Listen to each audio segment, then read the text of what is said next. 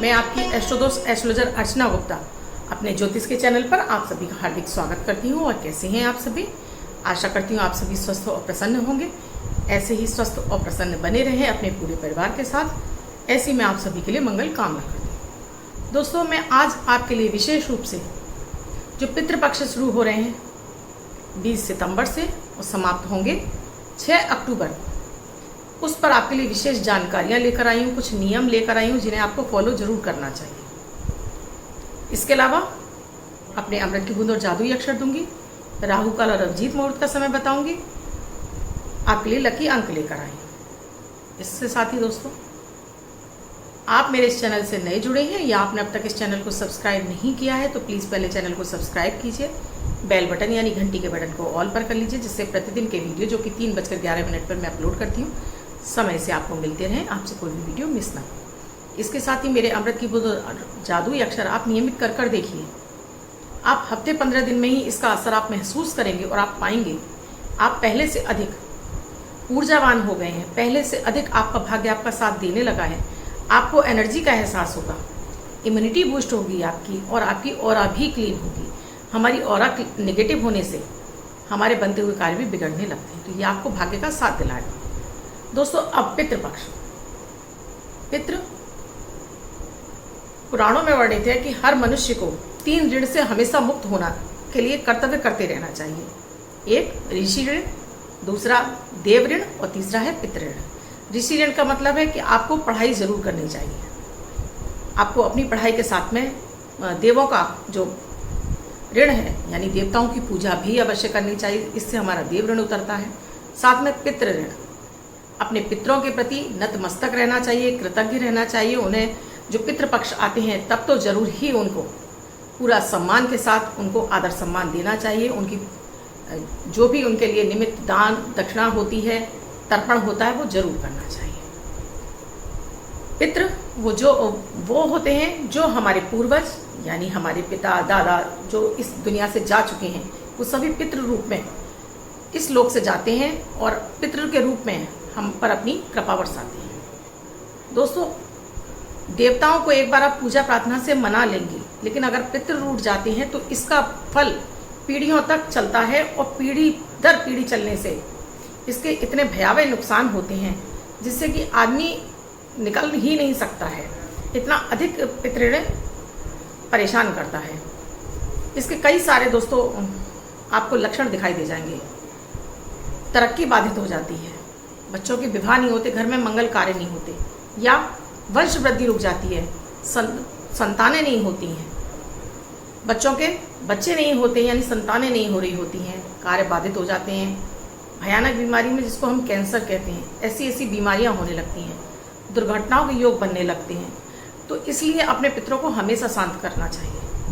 उनकी बहुत सरल ही सी विधि है दोस्तों। ये 15 दिनों में तो विशेषकर उनके लिए आपको तर्पण और दान दक्षिणा करते रहना चाहिए, जिससे आपके पितृ शांत रहते हैं और आप अपनी कृपा दृष्टि बनाए रखते हैं।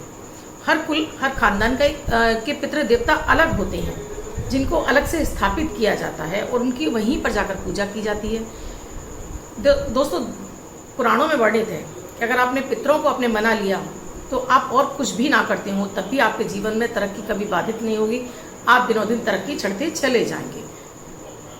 पितरों के लिए निमित्त दोस्तों, जो पुराने ज़माने में परिवार संयुक्त परिवार हुआ करते थे तो जो परिवार का मुखिया होता था वही तर्पण कर देता था, परिवार में खाना बन जाता था, उनके निमित्त डेली भोग निकाल दिया जाता था। विशेष जो तिथियां होती थी जिन पर उस परिवार के पूर्वज गए हुए थे, उन तिथियों पर श्राद्ध किया जाता था। अब क्योंकि एकल परिवार हो गए हैं, सभी लोग अपने अपने निवास स्थानों से दूर हो गए हैं, तो आज भी कहा जाता है जहाँ पैतृक निवास होता है वहाँ पर ही पितर आते हैं। लेकिन दोस्तों, ऐसा नहीं है, क्योंकि आप भी उस कुल खानदान के खून हैं, आपके अंदर भी वही खून है। तो आप कहीं भी हों, अपने पितरों के निमित्त आपको तर्पण जरूर करना चाहिए। अब पहले कहा जाता था कि केवल बड़ा पुत्र कर सकता है या सबसे छोटा पुत्र कर सकता है। नहीं, मैं कहूँगी शास्त्रों में ऐसा लिखा है। मैं कहूँगी क्योंकि आप भी उस कल खानदान के हैं, आपको भी उनके परिणाम तो आपको भी भुगतने पड़ते हैं। आपकी भी तरक्की बाधित है, आपका व्यवसाय नहीं चल रहा है, बच्चों के समय से शादी विवाह नहीं हो रहे हैं, या संतान वृद्धि रुक गई है, तो मान के चलिए कि आपको भी पितृऋण लगा हुआ है। दोस्तों, पितरों को मनाना इतना भी कोई मुश्किल काम नहीं है। 15 दिन ये जो पूर्णिमा से शुरू होते हैं अमावस्या तक खत्म होते हैं। तो ना भी आप कुछ करें, आप मानते हैं कि हम मजले हैं, हमें नहीं करना है, तो कम से कम उनके प्रति कृतज्ञता तो आप अर्पित कर सकते हैं। ना भी आप श्राद्ध करें, आपके बड़े भाई आपके श्राद्ध कर रहे हैं, तब आप उनके निमित्त आप पूंजर बंजर अर्चन जो है वो कर सकते हैं। इसके लिए दोस्तों मैं सरल सी ही विधि बता रही हूँ जिसे कोई भी कर सकता है। तो जब पितृ पक्ष शुरू हो जाए तब से आपको अपने किचन में जो भी आपका खाना बन रहा है, विशेष रूप से आपको नॉनवेज छोड़ना होगा 15 दिन के लिए। प्याज, लहसुन ये सभी कुछ छोड़ना होगा। सरसों का तेल भी आपको छोड़ना होगा। पितृपक्ष में कोई भी नई वस्तु खरीद कर नहीं लाई जाती है, चाहे वो कपड़े हों, आभूषण हों या अन्य कोई वस्तु हो। विशेषकर आपको सरसों का तेल और लोहा तो इन पितृपक्ष में नहीं खरीदना चाहिए और ना ही कोई शुभ कार्य करना चाहिए, क्योंकि इस समय ऐसा मानते हैं कि हमारे पितृ जो चले गए हैं उनके प्रति हम कृतज्ञता अर्पित कर रहे हैं, तो कोई भी शुभ कार्य नहीं करें। वो करना भी नहीं चाहिए, क्योंकि फिर उसमें वो शुभ कार्य आपका फलित नहीं होता है। अपने पितरों के लिए आपको जो आपके किचन में भोग आप जो खाना बना रही है उसमें से आपको 2 हिस्से निकाल कर बाहर रखिए। अपने घर के किचन में ही आपको महिलाओं को करना है ये, और पुरुषों को भी करना है। अगर पुरुष कर सकते हैं तो पुरुष से करा लीजिए, अगर पुरुष नहीं करते हैं तो महिलाएं ही कर लेंगे काम। थोड़ा सा भोग निकाल लीजिए। एक धूप बत्ती, पितरों के निमित्त धूप दी जाती है, पितरों को धूप दी जाती है, तो आप एक धूप बत्ती, अगरबत्ती नहीं धूप बत्ती, 1 लोटे में 2 बूंद गंगा जल डालिए, उसमें सादा जल भर लीजिए। अपने किचन में जहाँ पानी भरते हैं वहाँ पर इसको रख लीजिए। धूप बत्ती जलाने के बाद आप अपना नाम, अपने पिता का नाम, अपना गोत्र बोलिए। अगर पुरुष कर रहे हैं तो अपना नाम, अपने पिता का नाम, अपना गोत्र बोलेंगे। अपने सभी पितृजनों को, अपने बच्चों के प्रति क्षमा मांगेंगे कि उनसे अपराध हो रहे हों, जो हो गए हैं उन्हें क्षमा करते हुए आपकी प्रार्थना स्वीकार करें। ये आपको चेहरा आपका उस समय दक्षिण की तरफ होना चाहिए। महिलाएं कर रही हैं तो अपना नाम, अपने पिता का नाम, अपना गोत्र, फिर अपने पति का नाम, अपने पति का गोत्र, फिर पितृजनों को प्रणाम करते हुए कि आपके परिवार से जो भी गलतियां हो रही हैं उन सभी को क्षमा करते हुए आपका भोग प्रसाद स्वीकार करें और आप पर अपनी अपार कृपा दृष्टि बनाए रखें। आप उसके बाद फिर जो आपने भोजन निकाला है उसके आपको 5 टुकड़े करने हैं। तो पहला आपको गौ माता भोग लीजिए, दूसरा आपको देवी देवताओं भोग लीजिए, तीसरा आपको पितृ देवताओं भोग लीजिए, चौथा आपको पशु पक्षी कीड़े मकोड़े भोग लीजिए, और 5वां आपको इस धरा पर जितने भी जीवित प्राणी मात्र हैं सभी भोग स्वीकार कीजिए। इतना बोलने के बाद आपने जो जल लिया है उसको जल में हाथ में लेके उसके चारों तरफ आप क्लॉकवाइज घुमाइए। उसके बाद उस जल को इस तरह से आप पकड़कर ओम नमो सर्व पितृदेवताभ्यो नमः, जो आपका पानी का पड़ेला है जहाँ पर आप पानी भरते हैं वहीं पर आप इसको तर्पण कर दीजिए। इस पानी के अंदर आपको कुछ चुटकी भर आपको काले तिल और 2-4 उसको आपको जौ डालने हैं इस पानी के अंदर। ये आप अमावस्या से पूर्णिमा से शुरू करके अमावस्या तक इस विधि को कर सकते हैं। अब मान लीजिए आप ये नहीं करना चाहते हैं तो आप केवल दक्षिण की तरफ चेहरा कर लीजिए और हाथ जोड़कर अपने पितरों का इसी तरह से जैसे मैंने बताया अपना नाम, अपने पिता का नाम, अपना गोत्र बोलकर उन्हें प्रणाम कीजिए, उनको नमन कीजिए, उनसे क्षमा प्रार्थना कीजिए और आप पर अपनी कृपा दृष्टि बनाए रखने के लिए प्रार्थना कीजिए। इस कार्य को अपने घर के जो भी आपके बच्चे मेल पुरुष हैं उनसे भी कराइए, लड़कियां हैं उनसे भी कराइए, क्योंकि लड़कियों को भी पितृदोष लगता है। वो आपके कुल खानदान की बेटियां हैं जो दूसरे घर में जाकर दूसरे कुल को रोशन करेंगी। तो जब उनको पितृदोष लग जाता है तो उनकी संतान वृद्धि में भी दिक्कत आती है, विवाह में भी दिक्कत आती है। तो लड़कियों से प्रणाम कराइए, आप नियमित ये करिए। अगर आपको विशेष तिथियों पर आप श्राद्ध करते हैं तो पंडितों को बुलाकर भोजन कराइए, उनको वस्त्रों का दान दीजिए, कुछ दक्षिणा रखकर वस्त्रों को दान दीजिए। और जो उनको आपके पूर्वजों को जो चीज़ें पसंद थी विशेषकर भोजन में उन चीज़ों को जरूर बनाइए। उड़द की दाल की चीज़ें ज़रूर बनाई जाती हैं, दूध की खीर ज़रूर बनाई जाती है, चावल की या मखाने की, जिससे कि हमारे पितृ प्रसन्न होते हैं। अब मान लीजिए आप ये सब कुछ भी नहीं कर सकते हैं, आप ऐसी जगह में रहते हैं जहाँ ये सब नहीं हो सकता है, तो आपको केवल अमावस्या वाले दिन आप इस तरह से पूजन वर्धन अर्चन तो आप पूरे 15 दिन करते रहें। अमावस्या वाले दिन अगर आपके घर के आसपास कोई पीपल का पेड़ है तो वहाँ चले जाइए, थोड़ा सा जल ले जाइए, उसके अंदर काले तिल और उसमें थोड़ा सा दूध और जरा से चीनी के दाने डाल लीजिए। जल तैयार कर लीजिए, एक धूप बत्ती ले जाइए साथ में। इसके अलावा भोजन अगर आपके यहाँ बन सकता हो तो भोजन ले जाइए, नहीं तो 5 तरह की मिठाई, वो भी खोए की ले जाइए। पीपल की जड़ में सुबह के समय ही जाइए जल्दी। पीपल की जड़ में थोड़ा सा जल चढ़ाइए, अमावस्या वाले दिन ही आपको ये करना है। जल चढ़ाइए, धूप बत्ती जलाइए, वो भोग रख दीजिए, परिक्रमा कीजिए 7 पीपल की।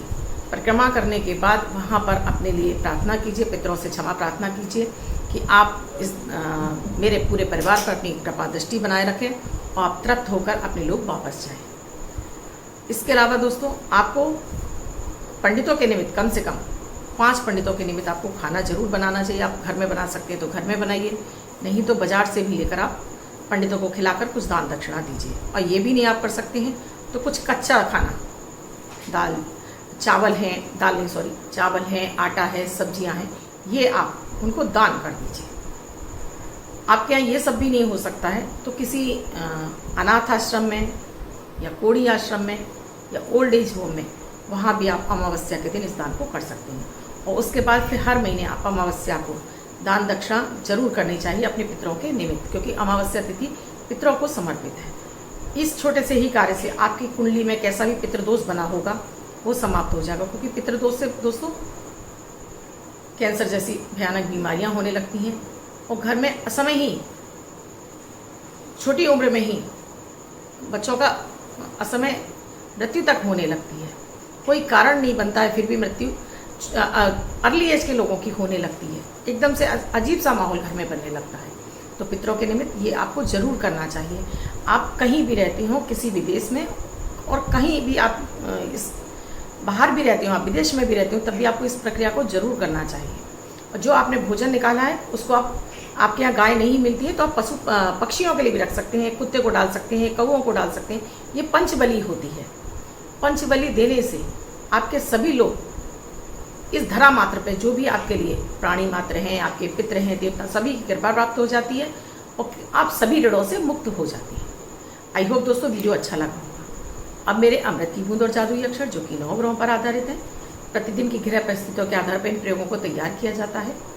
आपकी कोई भी राशि हो, आपके जन्मांग में ग्रहों की कोई भी अवस्था रही हो, आप किसी भी भाषा से बिलोंग करते हो, किसी भी देश में रहते हो, ये 10 वर्ष के बच्चे से लेकर 90 वर्ष तक के बुजुर्ग सभी के लिए समान रूप से उपयोगी प्रभावी हैं। मात्र 1 मिनट के प्रयोग हैं, जिसमें ना तो समय ही लगता है, ना कोई धन खर्च होता है। जब आप इनको करने लगते हैं आपको मानसिक टेंशन से मुक्ति मिलती है, मन खिला खिला रहता है, यानी प्रसन्न रहता है, तनाव दूर हो जाता है, आपके सोचे विकार पूरे होने लगते हैं।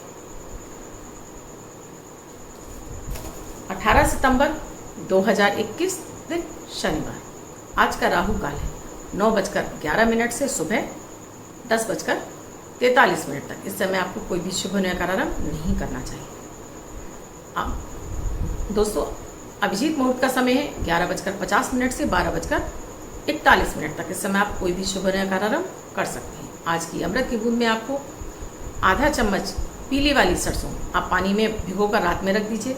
सुबह नहाते समय अपने पानी में मिक्स करिए और इस पानी से आप स्नान कर लीजिए। कैसा भी आपके ऊपर आपको मानसिक तनाव हो रहा है, आपको कोई बीमारी है या आपका मन बहुत ज़्यादा बेचैन है, उस सब से आपको मुक्ति मिलेगी। आज आप खिला खिला रहेंगे और आपका भाग्य आपका साथ देगा। आज का जो जादुई अक्षर है दोस्तों, ईश्वर वाला ई। इस ई शब्द को रेड कलर के पेन से लेफ्ट हैंड पर कहीं भी लिखकर छोड़ दीजिए।